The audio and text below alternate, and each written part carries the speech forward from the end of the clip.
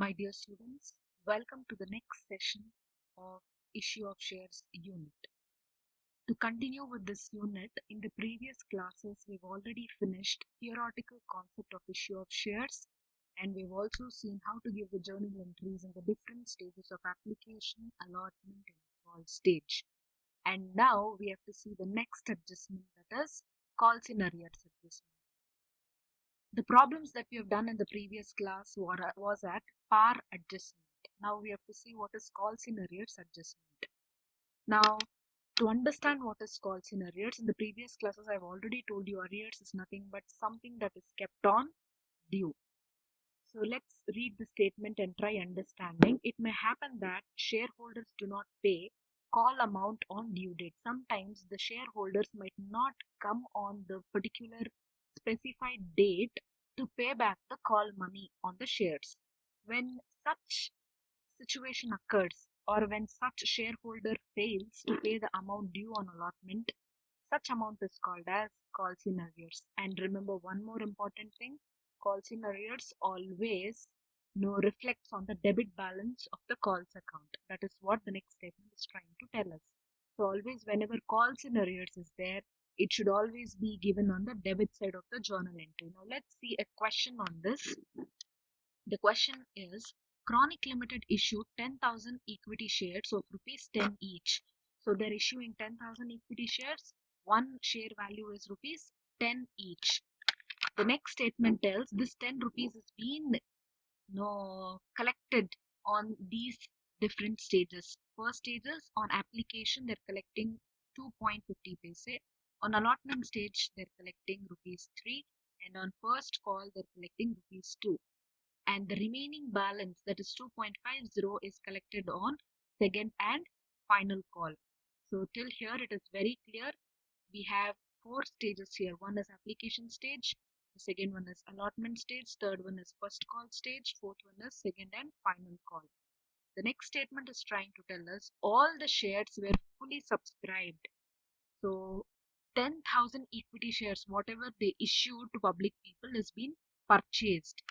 And the next statement, paid except of a shareholder having 100 shares who could not pay for second and final call. So until the second call, there was no issues in any stages.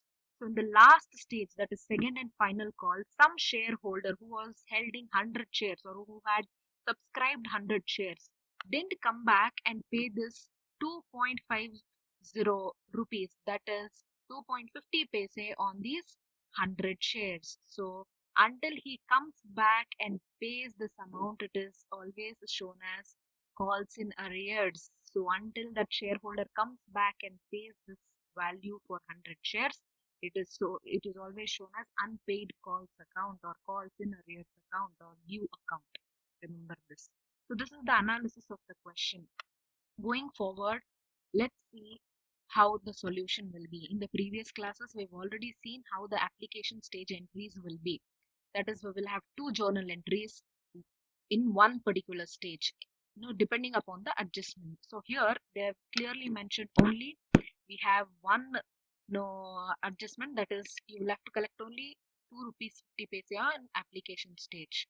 So we're giving two journal entries, that is one for receiving this particular application money, and the other one for transferring this application money to share capital account.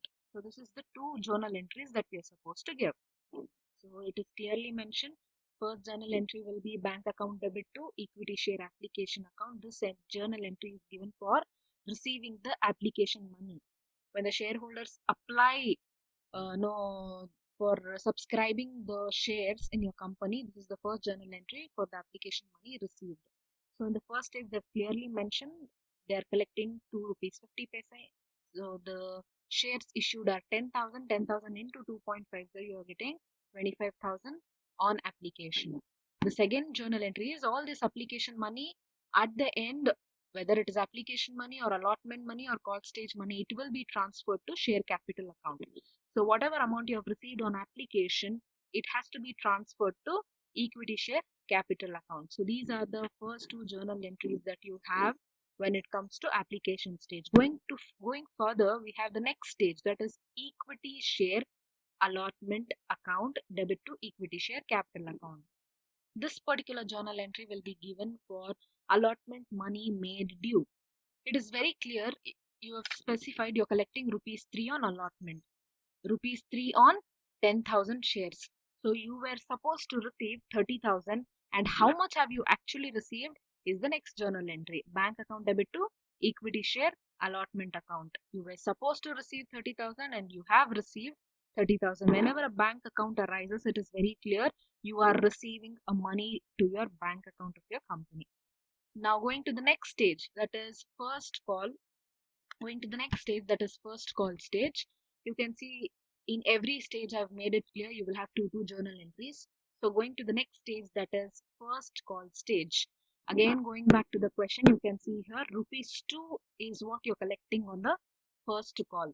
So on first call, 2 rupees on these 10,000 shares, you will be able to collect 20,000 shares. So it is the same journal entry. First one will be for equity share first call account debit to equity share capital account. That is, you're collecting rupees 2 on the 10,000 shares, you're getting 20,000. This entry will be for being made first call money due. The next entry will be, have you received all the first call money made due? You will be checking it out and giving the next bank account entry. That is bank account debit to equity share first call account. Until first call, we don't have any issues. All the shareholders have paid. Hence, we don't have calls in arrears or due account here. So here also we have received 20,000 and 20,000. Coming back to the last stage, that is second and final call. You can see here on the final call or the second call, you're receiving 2.50 paise. In this, again, you'll have to repeat the same two journal entries of first call, but you have to be little careful here. Why? Because in this particular call stage, there is one shareholder who has not paid 2 rupees 50 paise on 100 shares. So this has to be debited into the calls account. Yes. So let's see how the journal entry will be given. Equity share second and final call account to equity share capital account. This is a common journal entry, that is final call account money made due entry. So with this, it is very clear you were supposed to receive 2 rupees 50 paise on 10,000 shares. That was amounting to 25,000 and 25,000. This is the amount that you were supposed to receive in the second and final call stage. But what happened later was, one shareholder didn't come back paying for 100 shares worth rupees 2 rupees 50 paise. Now, bank account debit, as usual, we were supposed to put this show 25,000, but we have some due here, that is called in arrears. How much is the due? 100 shares we didn't receive. On 100 shares, what is the value we didn't receive? That is, for the second and final call, it was 2 rupees 50 paise. So for calls in arrears, it is 2 rupees 50 paise into 100. That is the account you're debiting here, and it is 250 rupees. Remember, that is 250 rupees.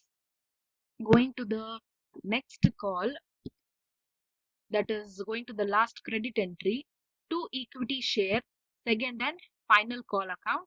You have actually you are showing 25,000, but until you receive the 250 rupees from the shareholder, you will be showing it as unpaid calls account or calls in arrears account or due account. This is the only changes that you can see when it comes to calls in arrears adjustment. Always remember, calls in arrears adjustment will be debited to the calls account. It is never ever credited. In further classes, you will see calls in advance adjustment where that will be credited. Now, as of now, remember, calls in arrears is always debited to calls account, and this is how you calculate the value for calls in arrears.